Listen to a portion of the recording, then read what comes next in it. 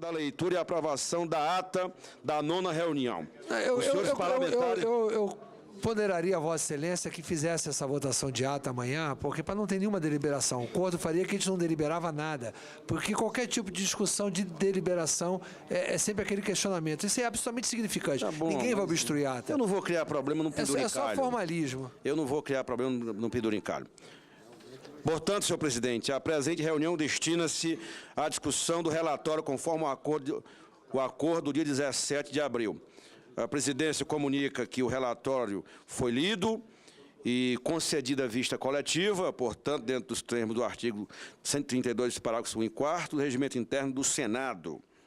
E os parlamentares, portanto, pela ordem de inscritos, nós vamos ouvir inscritos hoje, não é isso, assessor? O primeiro é o deputado, o senador Humberto Costa. Senador Humberto Costa. Senhor presidente, senhoras senadoras, senhores senadores, senhoras deputadas, senhores deputados,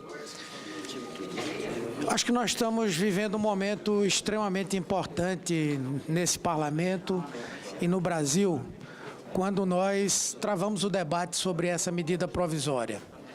Há vários consensos aqui. O primeiro de que ela é necessária, até porque todos identificam a existência de gargalos importantes na infraestrutura portuária, por nós sabermos que quase 100% do comércio exterior é realizado por intermédio dos portos, e sabemos que o Brasil está entre os 10 piores países do mundo em termos de infraestrutura portuária. Portanto, essa medida provisória, ela se reveste de extrema importância e traz uma série de inovações para exatamente criar as condições de investimentos privados que acontecerão paralelamente aos investimentos públicos que estão sendo realizados e que vão continuar a sê-lo. E tivemos alguns avanços importantes em relação à legislação anterior.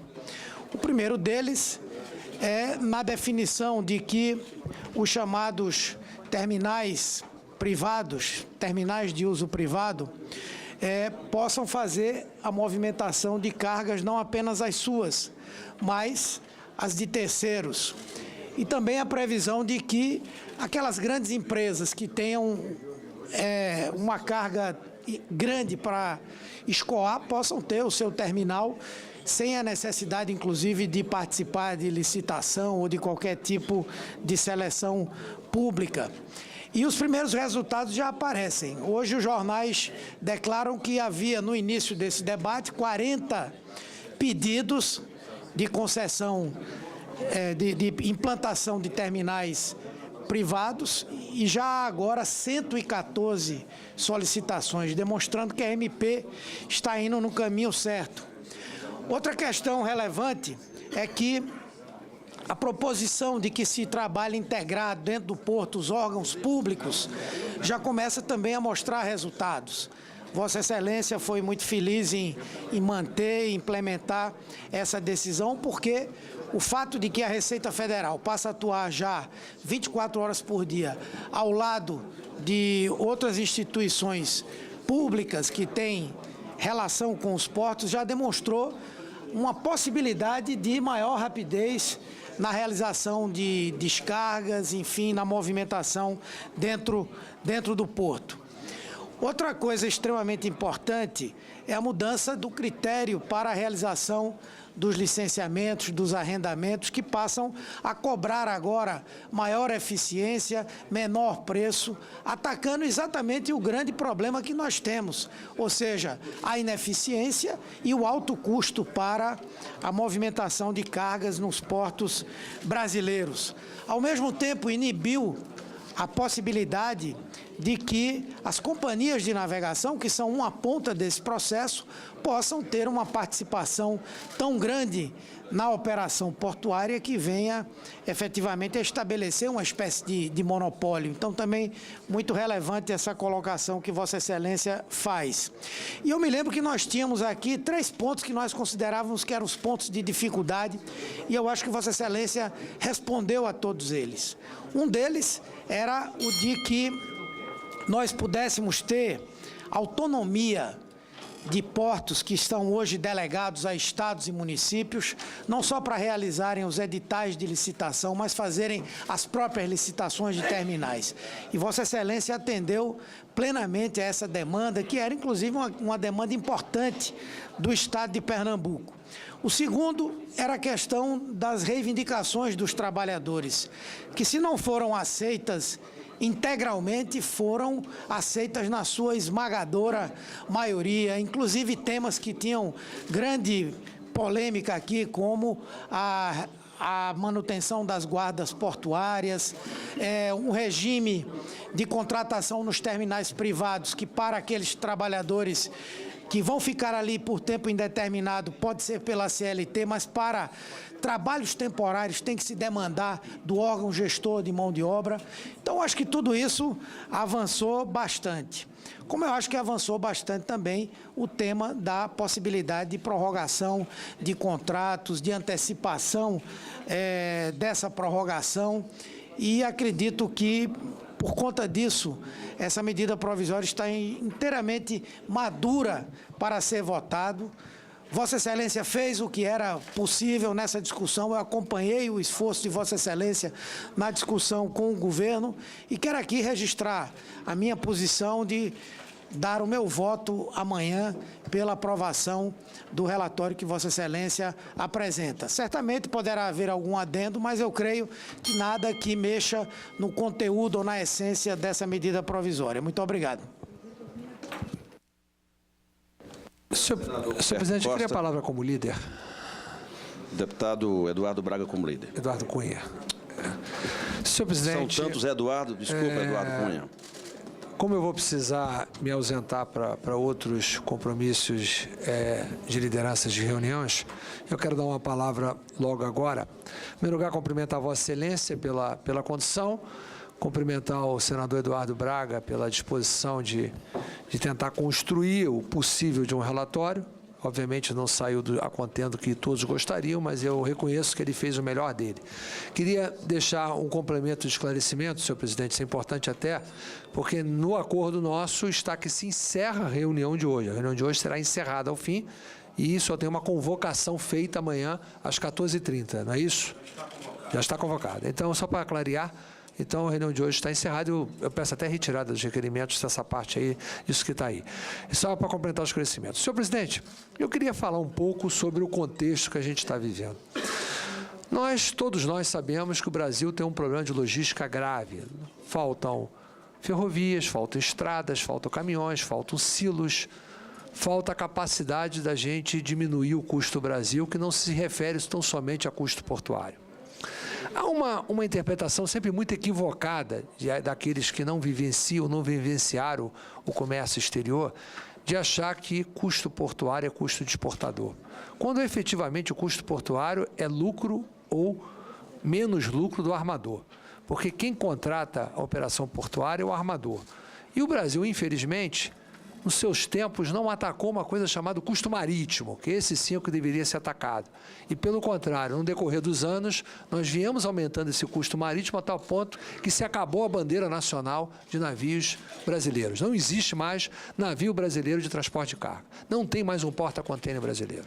Tudo virou internacionalizado. Por quê? Porque os custos de embarcação dentro do Brasil são muito caros, os custos de produção são caros, as obrigações de legislação de marinha trabalhista inviabilizaram a competição do Brasil com transportadores estrangeiros. Até as próprias empresas estatais contratavam empresas fora e levavam os seus navios para a propriedade dessas empresas fora. Foi o caso da Vale do Rio Doce, quando era estatal, a Petrobras, na época, também com a Transpetro, a Vale do Rio Doce tinha a Docinave, enfim. Isso é um processo que vem num tempo e acabou com uma coisa que chama-se bandeira brasileira. Consequentemente, a gente partiu para um modelo que foi um modelo de abertura dos portos, que as companhias docas eram altamente ineficientes, e essa ineficiência das companhias docas levaram a um modelo de concessão que foi feito depois da Lei dos Portos de 1993. E esse modelo de concessão teve preço de outorga, outorga com pagamento de movimento de carga, ou os dois simulados, além do arrendamento por área. Foram feitos contratos, muitos empresários investiram, contrataram e tiveram, dentro da lei, os seus direitos e vêm fazendo os seus investimentos. E tem dentro da Lei 8.630 a previsão expressa, que está explicitada no inciso 11 do parágrafo 4º do artigo 4º, que é as condições de contrato. Quando previsto no edital de licitação, a sua prorrogação se dará, está explicitada as suas condições no contrato, não é que se dará de forma automática. É cumprido o contrato, se dará as prorrogações. Então, a Lei 8.630, que está sendo revogada na proposta da MP original e no relatório do relator, ela tratava com transparência as prorrogações, tanto que os investimentos eram feitos considerando o escopo do contrato mais a sua prorrogação. Isso é sabido e várias prorrogações já foram feitas, inclusive nesse governo, ao âmbito do respeito dessa lei. Agora nós fizemos uma mudança e a legislação da Lei 8.630 tinha as autorizações para transporte de carga própria e de uso misto, que eram feitos dentro do porto organizado e fora do porto organizado. O que aconteceu agora? Estamos mudando o marco. Estamos permitindo que as autorizações, desde que tenha o domínio útil do terreno, ora, às vezes você, para investir no porto, gasta 2 bilhões de reais e compra um terreno por 10 milhões. Propriedade de terreno não significa absolutamente nada no contexto da necessidade de investimento. É apenas uma condição cartorial para querer dar legitimidade, às vezes, a quem não tem. Nós construímos um modelo que nós vamos permitir o transporte de cargas de terceiros através das autorizações e, mais grave, legitimamos as autorizações que haviam sido concedidas até dentro do porto organizado e então damos prazo infinito, quanto aqueles que investiram vão ter um prazo limitado e a prorrogação está sendo contestada.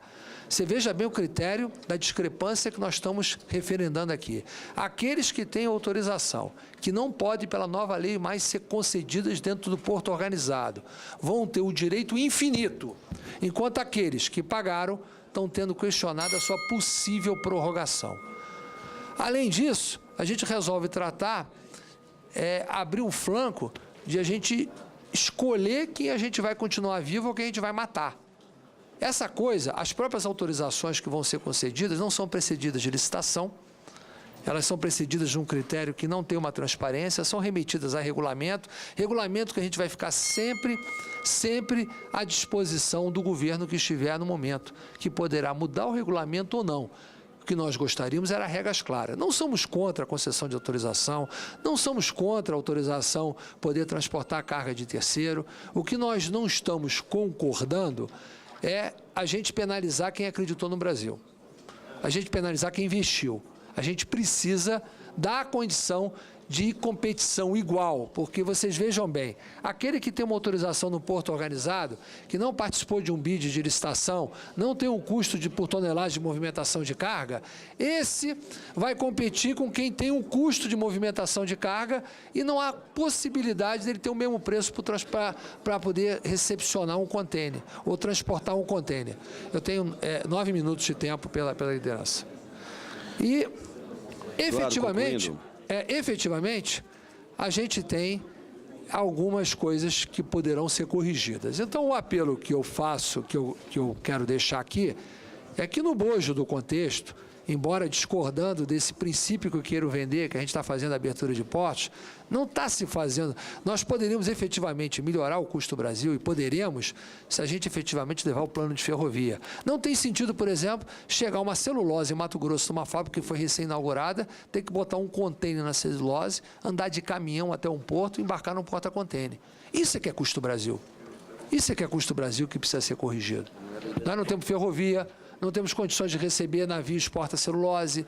Então, essas coisas que nós precisamos corrigir dentro do custo Brasil e deixar claro que existe uma diferença de custo portuário e custo marítimo.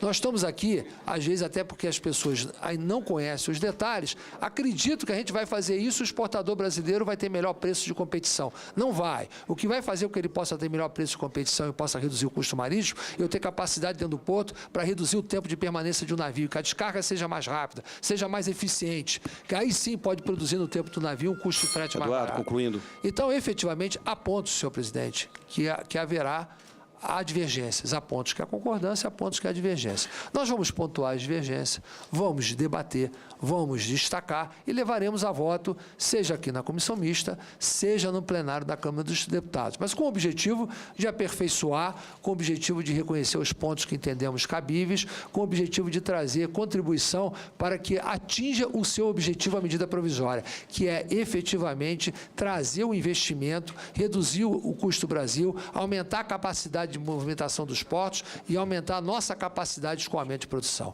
Obrigado, senhor presidente. Presidente, peço a palavra pela liderança do PR. Vossa Excelência não tem direito, conforme o artigo 14, inciso 14º,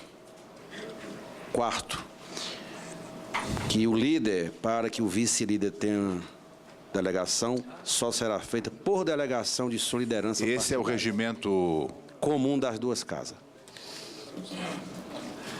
Bom, se não, também eu sugiro, deputado Milton Moni, para não criar nenhum embaraço, estão 3 inscritos aqui, logo em seguida eu concedo a palavra a Vossa Excelência.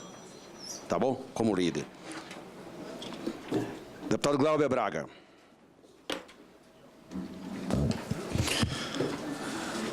Presidente, relator, senador Eduardo Braga, deputados e deputadas presentes. Existem muitos pontos a serem tratados, discutidos em relação à medida provisória, mas vai ter um momento adequado para que eles possam estar sendo abordados. Mas eu queria ter aqui a oportunidade de fazer uma referência especial à vontade do senador Eduardo Braga em relação a procurar uma solução às demandas que foram apresentadas pelos sindicatos, pelas federações, pelos trabalhadores. Eu não poderia deixar aqui de dizer isso, porque eu estou, na verdade, dizendo e falando aquilo que muitos dos trabalhadores e das representações já tiveram a oportunidade de me dizer. Então, fica aqui esse registro importante, também ao presidente e aos demais deputados. Mas eu queria ter a oportunidade de fazer uma referência para que as demandas apresentadas pelos trabalhadores possam ter um caráter pleno e sabendo da sensibilidade do relator, em relação à guarda portuária, existe ainda um ponto que é a possibilidade de algo que a gente considera simples, que não teria dificuldade de atendimento e que aí poderia pacificar uma solicitação que pode ser aquilo que é que os trabalhadores estão esperando e que o governo, eu não tenho dúvida, pode atender. Se a gente pudesse fazer alteração, relator Eduardo Braga, colocando o seguinte texto: organizar a guarda portuária a fim de... Qual o artigo, qual o inciso, qual o Artigo parágrafo? 17, parágrafo 1º. Inciso 15. Organizar a guarda portuária a fim de prover a vigilância e segurança nos portos organizados e suas dependências, em conformidade com a regulamentação expedida pelo poder concedente. Essa é a sugestão de texto a esse inciso. Se a gente puder depois até, senador Eduardo Braga, encerrada a sessão, mas a gente apresenta aqui publicamente também, discutir esse tema, porque a gente acha que é algo simples, que não vai ter uma dificuldade adicional por parte da própria comissão, dos deputados e do governo, e esse texto atenderia de forma melhor aquilo que vem sendo pleiteado pela guarda portuária. Por quê? Porque a medida provisória, ela era extremamente negativa. A lei anterior, em relação ao texto apresentado, ela acaba sendo melhor do que o texto apresentado como relatório. Esse texto chegaria a um ponto médio que garantiria a possibilidade de um acordo pleno em relação a essa questão. Fica a ponderação ao senador Eduardo Braga da possibilidade de que esse ponto possa ser trazido, discutido e inserido no texto. E uma pergunta ao senador Eduardo Braga, aí é para o meu entendimento. Em relação aos pontos que foram acordados com os representantes dos trabalhadores e as federações, existe compromisso de não veto por parte da Presidência da República, porque esse assunto foi discutido com os trabalhadores, mas eu acho que seria importante essa ponderação na própria comissão. Obrigado. Tendo em vista a questão pontual levantada pelo deputado Glauber, pergunto a Vossa Excelência se eu poderia esclarecer essa questão desde já. Claro, é um direito, Vossa Excelência. Então, senhor presidente, senhores deputados, apenas para a questão pontual. Primeiro, há compromisso de não veto por parte do governo com relação a esses temas. Segundo, a questão da guarda portuária. Essa questão apresentada por Vossa Excelência já me foi trazida e já houve uma discussão sobre o tema. O que está explícito no relatório diz o seguinte: organizar a guarda portuária em conformidade com a regulamentação expedida pelo poder concedente. Ora, guarda portuária, ela existe para quê?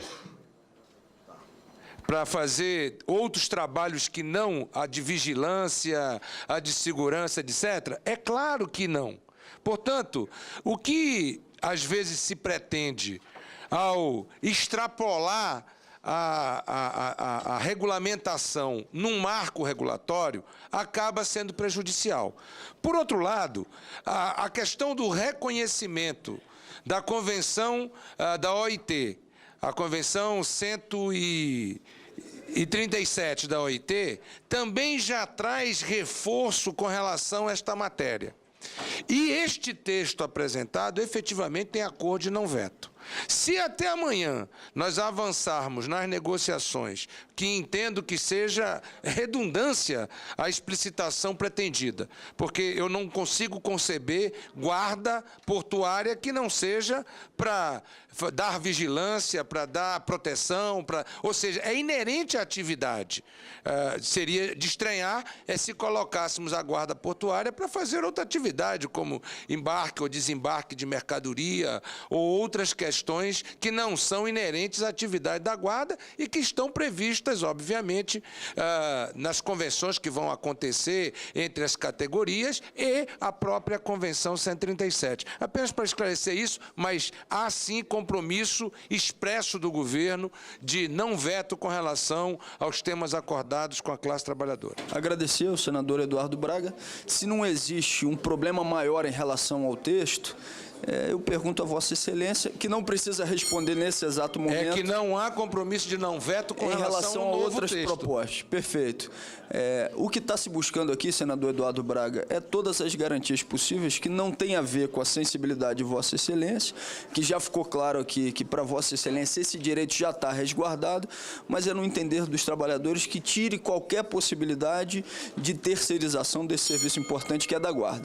Se houver até amanhã qualquer possibilidade de compreensão nesse sentido, nós agradecemos. Se não, a gente vai procurar algum outro tipo de caminho alternativo, mas a gente está buscando um acordo que possa atender a todas as partes. Agradeço a Vossa Excelência. Deputado Glauber, só dentro do que o nobre relator expôs, os trabalhadores concordaram com o texto.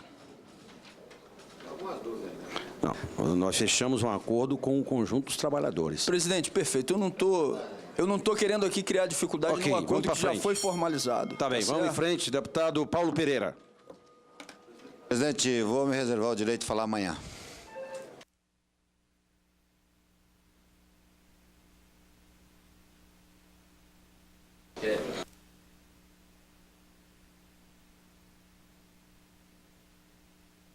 Conato.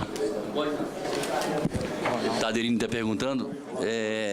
Falando hoje, não se fala amanhã, não sei que tem alguma coisa. Primeiro, eu queria... sempre fui muito crítico à medida provisória, que traz coisas boas, traz um norte no sentido do desenvolvimento, da busca de competitividade, atração de investimentos, mas tinha muitas críticas. Aí quero parabenizar o senador Eduardo, que, apesar de algumas pendências, no grosso modo, eu acho que o senhor foi um maestro no sentido de compor o arranjo. Eu sou músico e médico, né? Fez um belo diagnóstico, aí saiu consertando e arranjando uma peça que ficou mais palatável. Mais palatável. Algumas questões já colocadas aqui, eu não vou repeti-las, mas eu queria pontualmente, talvez, colocar 2 ou 3 questões para o relator Eduardo, que aí, talvez, na forma que foi feita anteriormente, ele pudesse falar. Primeiro que, apesar de ter evoluído muito a questão com os trabalhadores, na capatazia, a primeira categoria que começa a operar é exatamente os atracadores, né, que faz atracação e desatracação dos navios. E no texto, no artigo, se não me engano, 40, parágrafo 1º, inciso 1, capatazia vem atividades e vem colocando quais são essas atividades, esses trabalhadores avulsos, e não vem exatamente também os atracadores, estão fora. Não sei se Vossa Excelência conhece, são, no meu estado, 150, 130, 150, no Brasil, em torno de 5.000. E na nossa avaliação, ele não está contemplado, tá certo? Do ponto de vista, a guarda portuária, na minha avaliação, está contemplada, eu acho que a explicação é lógica, e queria perguntar a Vossa Excelência se isso passou desapercebido, se é um conceito diferente da capatazia em relação a todas as funções que ela existe. Ela é real, ela está lá, não estamos criando nenhuma função, nenhuma atividade, ela existe, ok?